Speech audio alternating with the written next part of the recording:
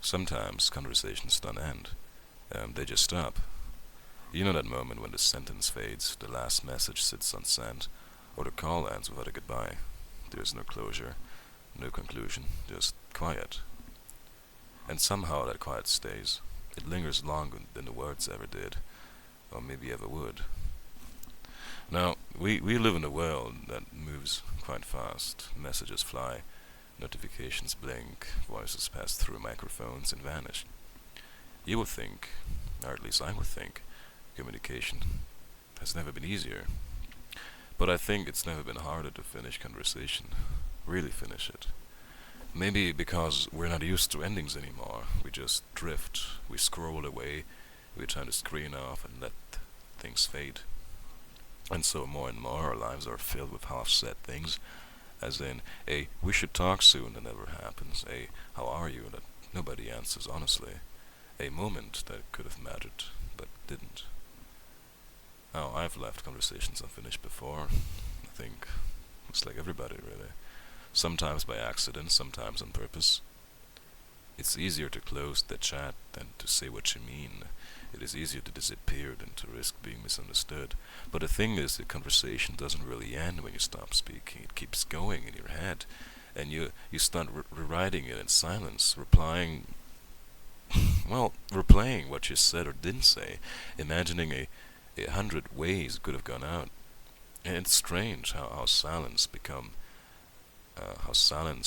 a continuation. You stop speaking, but the dialogue goes on. It echoes in your mind. And here again, I think about Camus sometimes, about his idea that the world never really answers us. We keep asking questions about love, about meaning, about what we're doing here, and the universe just remains silent. And that's the absurd condition, the desire to understand, met by endless quiet. And maybe our unfinished conversations mirror that same absurdity. Two people trying to reach each other across the gap, but the gap it never really closes. You say something, they say something back, and between the words there's always that little distance, that small space where meaning just seems to slip away. Um, Still we keep talking, of course, we keep trying, because, even if it never really completes, the act of speaking, of reaching out, is a kind of rebellion against the silence. I remember once, um, I stopped replying to a message from somebody I cared about, not out of anger, just fatigue or confusion perhaps. And weeks later, I found myself thinking about that last line I wrote. It wasn't profound, it wasn't romantic, just something simple like, I'll see you soon. What I never did. Uh, I guess I was too afraid to ask weeks later or say goodbye. I was having these half-written messages in my head that were eventually never sent. And sometimes I wonder if it's okay, if maybe not every conversation is meant to have an ending. Maybe some are meant to stay open, unfinished, unresolved, like a door left slightly ajar, just letting a tiny bit of light in. Or perhaps I'm trying to soften my misdoings. But yet the urge for closure is quite strong. We want neat endings, clarity, explanations. But life rarely gives them to us, and most of the time things just stop. Maybe that's the absurd part of communication as well. We talk not because we believe we'll be understood, but because we need to speak, because silence feels heavier than misunderstanding. Camus once said that even in the face of the absurd, we must imagine Sisyphus happy, pushing a stone, fully aware, but still living.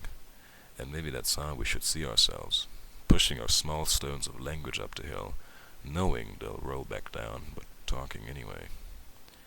And maybe leaving a conversation unfinished isn't always a failure, although it has been quite a few times to everybody. Maybe it's just a moment suspended, proof that something existed, that two people tried to meet, even if they didn't quite get there. After all, even silence is a kind of answer. Yes. Not always the one we want, but sometimes the one we need. So yeah, I've started to see unfinished conversations differently now, not as lost opportunities, but as small reminders that connection itself is quite fragile, and that maybe it's the trying that matters more than the completion itself. Because finishing everything, tying it up very neatly, that's not really how things are. Life is more like full of pauses, interruptions, open doors, and maybe we shouldn't rush to close them at all. So, if you ever find yourself thinking about a message you never sent, or a conversation that just stopped, maybe don't feel guilty about it. Maybe it's okay to let it stay unfinished, to let the silence carry the rest. Because sometimes what's left unsaid says just enough.